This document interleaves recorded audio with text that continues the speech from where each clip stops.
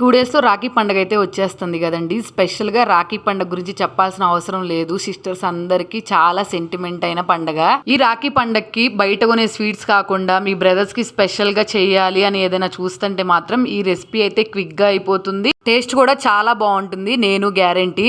నేను చూపించిన ఇంగ్రీడియంట్స్ అన్నీ మిక్సీ జార్‌లోకి వేసుకొని మెత్తటి పౌడర్ లాగా అయితే చేసుకొని ఆ పౌడర్‌ని అయితే 2 పార్ట్స్‌గా డివైడ్ చేసుకోండి. ఒక పార్ట్‌లో అయితే మాత్రం కొంచెం డిఫరెంట్‌గా ఉండటానికైతే గుల్కంద్ అయితే యాడ్ చేసుకున్నాను. మీరు కలర్ కావాలనుకుంటే కలర్ యాడ్ చేసుకొనైనా చేసుకోవచ్చు. దాన్నైతే మొత్తం మిక్సీ చేసేసుకొని కొంచెం పాలు వేసుకొని పేస్ట్ లాగా అయితే చేసుకొని పక్కన పెట్టేసుకోండి.